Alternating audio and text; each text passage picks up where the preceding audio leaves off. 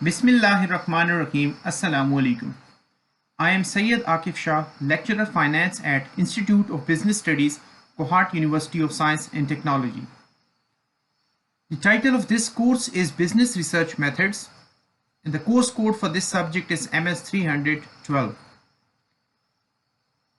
This is lecture number 16, and the broader topic we have started, which will occupy the series of lectures, is the research process, which is normally 8 to 9 step process.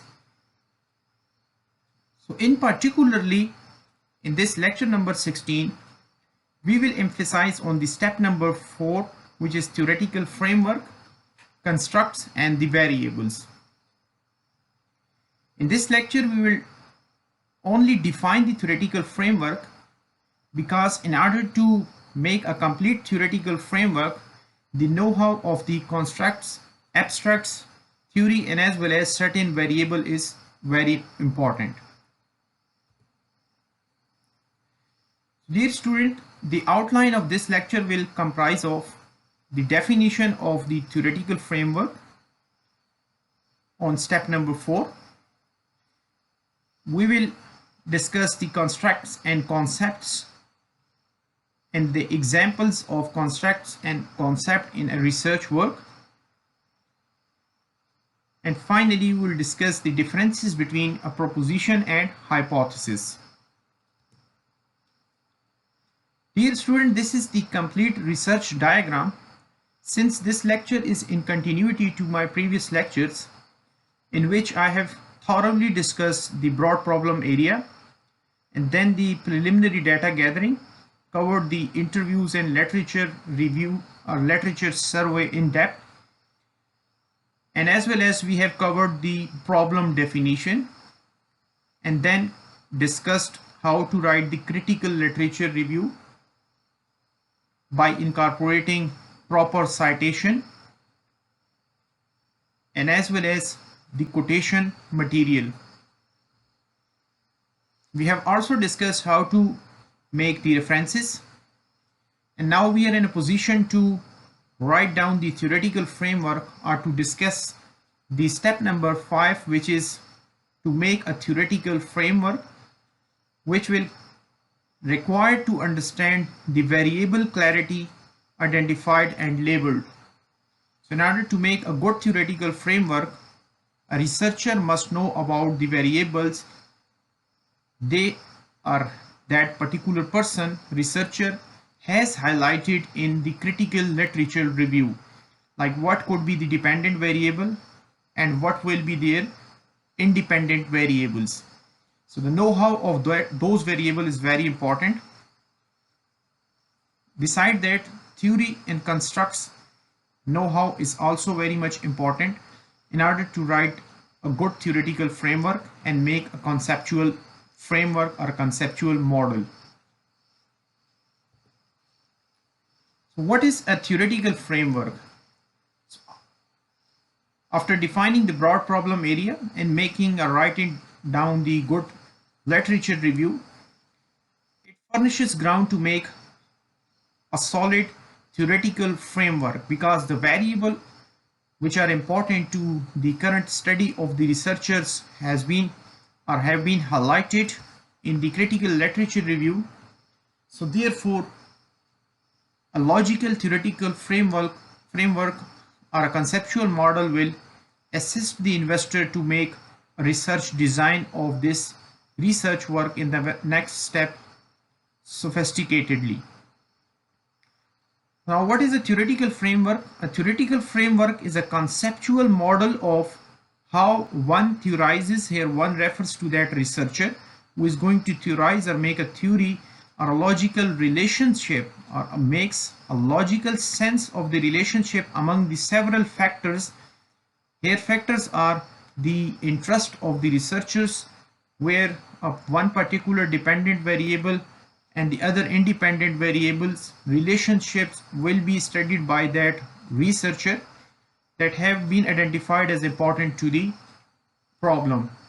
We will take certain examples, and in those examples this lecture will consists of the explanation of dependent and as well as independent variables in coming slides.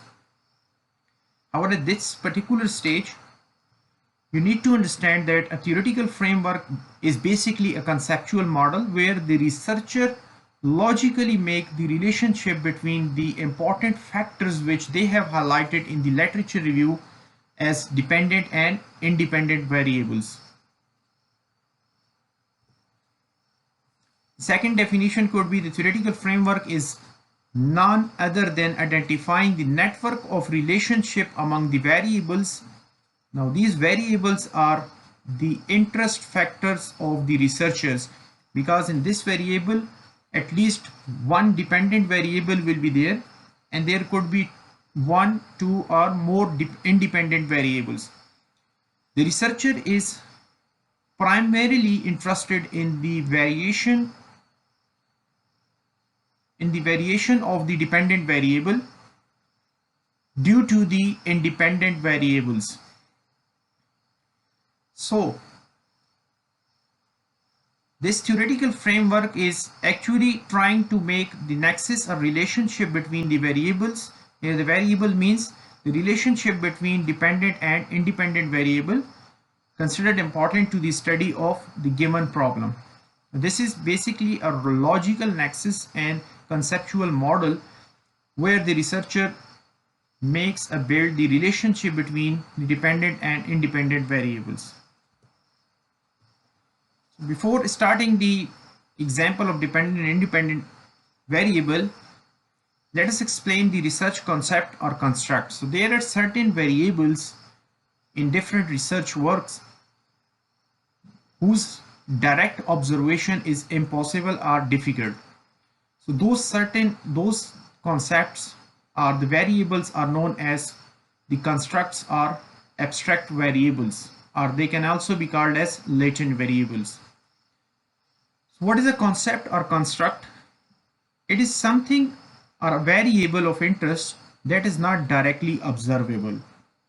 Like for example, if I ask you to observe your body pain, can you observe or can somebody measure the body pain of an individual who is ill or in fever? It is impossible to directly measure the pain level of the patient. So certain feelings can be shared by the patient with the doctor that he or she might be feeling that kind of pain, but there is no any machine or device available to measure the exact intensity of the pain. So such kind of phenomena is known as the concept or construct, which is not directly observable, however you can feel it. We can also define that an idea or theory containing various conceptual elements, typically one considered to be subjective, like pain is subjective, every patient trying to explain the pain level to a particular doctor, those statements are subjective and those cannot be measurable or quantifiable directly in numerical digits and not based on empirical evidence. Like empirically you can find out the total assets of a company. Let's suppose if somebody asks that what are the total assets of Pakistan State Oil, so one can directly go to the annual reports and open the balance sheet and try to find out the total assets in the possession of Pakistan State Oil. So that variable, which is total asset measurement, is empirical in nature. However, if a doctor is asking the pain intensity from 5 patients, then everybody's statement will be subjective in nature and it will be difficult to quantify that pain by the doctor or researcher. Another example, the effect may be observable but not the thing or variable itself. Like you can observe that somebody is in the pain but you cannot quantify it easily. Let us take the other example. For example, the anxiety level or confusion level of somebody cannot be quantifiable, but you can observe that somebody is in the anxiety or confusion mode. Similarly, the performance level of somebody cannot be directly observable, measurable. However, you can observe that somebody is working hard or lazy at his or her work on the job. Another example of a construct can be gravitational force. Similarly, the leadership qualities of a manager cannot be measurable in the quantitative nature or empirically. So it is another construct example. Similarly, the customer satisfaction, either the customer are satisfied from the product delivery of the company or not. This is not directly measurable or observed. However, you can observe that the customer is delighted and happy with the delivery and product value they are realizing after the purchase, which they can express in terms of their feelings to the researcher, that they are satisfied on the scale of 1 to 10, up to like 1 represents the low level of satisfaction and 10 represents the high level of satisfaction. So one can express his feeling, the customer can express his feeling that he is on the level 9 on the satisfaction level from this product or service.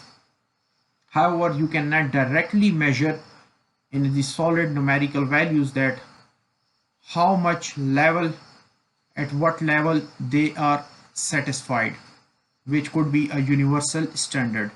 Like universally, you can measure the weight in kgs, 1 kg, 2 kg, 3 kg, but there are no particular standard to measure the customer satisfaction, and it is subjective to the researcher, Likert scale or whatever the scale he or she has developed for the measurement of customer satisfaction.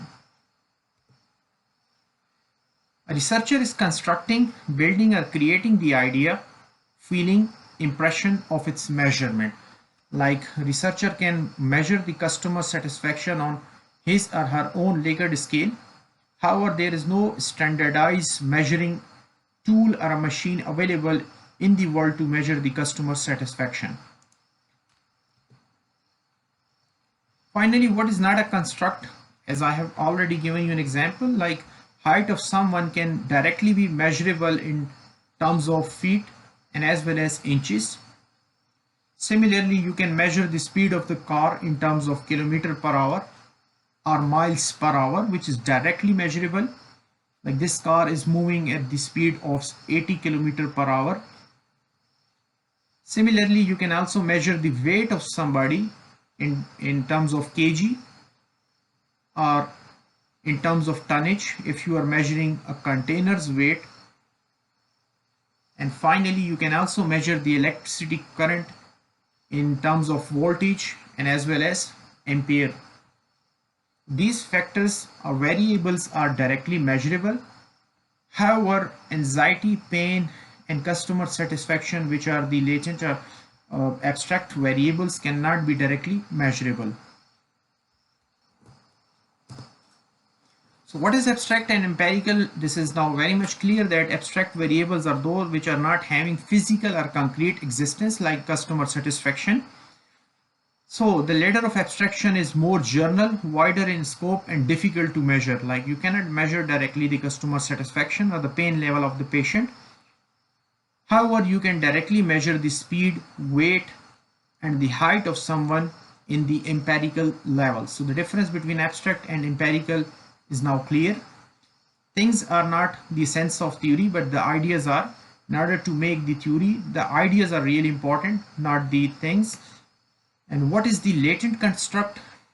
Latent construct means that when a variable is not directly measurable, like customer satisfaction, so the researcher normally make his or her own Likert scale to measure the customer satisfaction.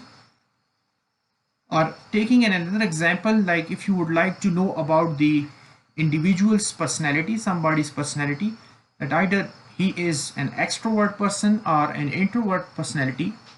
So now extroversion or introversion can, person is extrovert or introvert, you cannot directly measure it. So in order to know about this personality trait, you can talk to them and ask them that either a person would like to go to the different parties and function, If the person's response is yes, then you can imagine that the person's quality belongs to be a social person, and such kind of personality trait belongs to the extroversion personality of somebody. So such type of phenomena or constructs are known as the latent construct, which are not directly measurable. However, with the help of different other question and answer in the interview, you can find out the or quantify them in the researcher's own measurement scale, and such type of variable or the phenomena are known as latent constructs. Let us explain the example of abstracts and empirical level. For example, the salesperson's job performance. You would like to know either the salesperson's job performance is good or bad. You cannot directly measure this sales performance in the abstract level. However, empirically you can measure the job performance of the salesman or salesperson. If you would like to analyze the number of sales calls received to that salesperson, if these are more, you can say that the job performance of salesperson is good one. If the number of sales per units are very much high of a particular salesperson, you can say that he is performing a very good job. Similarly, if the dollar value of the sale has been increased or too much, so you can say that the sales person's job performance is good. Or another way around, if these figures which could be quantifiable in numerical values, if these are lower in number, you may explain that the job performance of this salesperson is low. Now let us discuss the difference between a proposition and hypothesis. What is a proposition? Propositions are the statements explaining the relationship among certain concepts or constructs. Like for example, treating our employees better will make them more loyal employees. This is a statement proposition. Now what is proposition? Like treating the employees better will make them more loyal. Now what is the measurement scale of this word better? Treating the employees better in what sense? In terms of money, in terms of the behavior, or in terms of the office provision and luxuries, or any other office accessories which may make them more satisfied. So this is now an abstract phenomena, that how could you treat in a better way will make them more loyal employees. By loyal employees we mean that the employees which are loyal with the organization and they are committed with the work, and whatever kind of offer they have been received by another organization, still they are not going to leave or resign their job. So they are basically loyal with their organization, and the turnout ratio of the employee or the resignation level of resignation orientation amongst the employee is basically low. So if the top management treat better in a better way with the employees, it will ultimately have the loyalty among the employees, like people will not going to leave the job. But the question arises over here that in what sense this better explains how you are going to measure it. Such kind of statement are known as propositions, which are not usually testable and not measurables. However, on the basis of good theoretical framework, the researchers normally constructs hypothesis.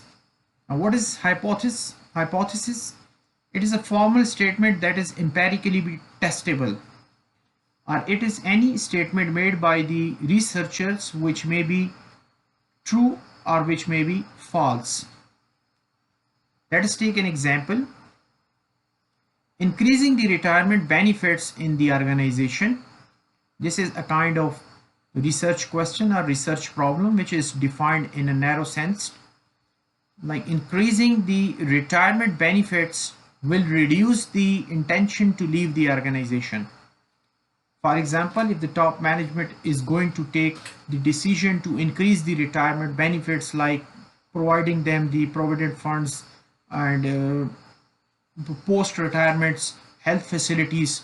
So such kind of financial or service benefits may induce them to not to leave the organization and then to remain intact with that particular organization, because such or this organization will give them very handsome retirement benefits.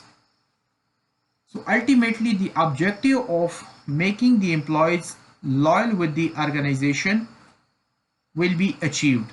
So now this is a testable statement because increasing the retirement benefits can be measurable directly, and such kind of increment or facilities are actually be judged later on if the turnover ratio of the employee has been reduced in the organization.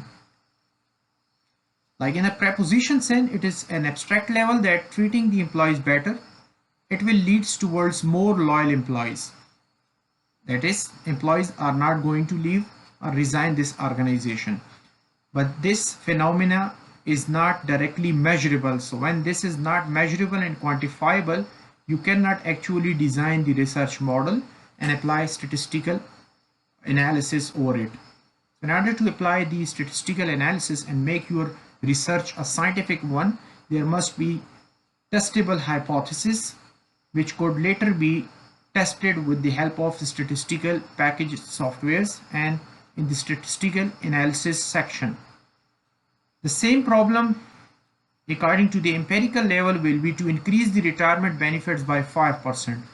Like whatever the amount previously the company was sanctioning or issuing or granting to the retired employees, from here onward the next or upcoming retired people will get, in addition to those benefits, 5% of the amount.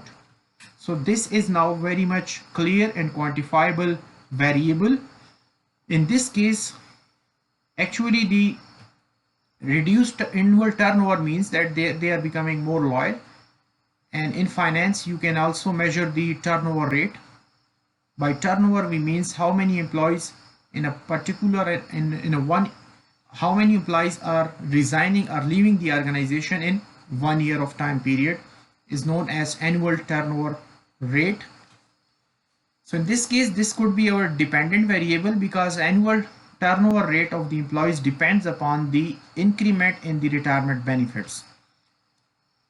If the increase in retirement benefit has been enhanced by 5%, the employees are not going to leave this organization.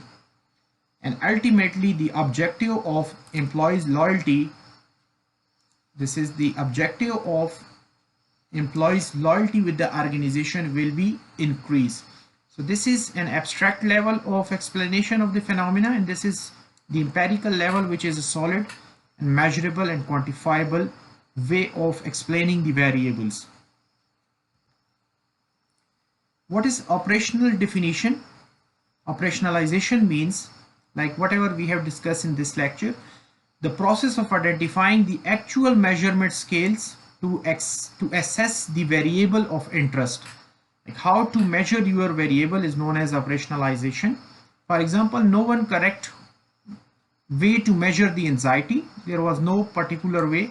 However, we can correctly measure the sales volume, and as well as in our previous example, which was increase in retirement benefits and the annual turnover ratio, this is directly measurable. So operationalization means the identification of actual measurement scales to assess the variable of interest so that to measure them in the right fashion. Such measurements of variable helps us in our research design and methodology portion where the statistical data analysis has been implemented. So this is very much important to know about the variable of interest. Either they are latent variable, they are construct, or they are empirical in nature. The researcher is supposed to make the testable statement and operationalize the actual measurement scale of the variable of interest. So this was all about the variable in constructs. If you have any question or ambiguity, feel free to ask on my registered email. Thank you very much once again. Good luck for the day. Allah Hafiz.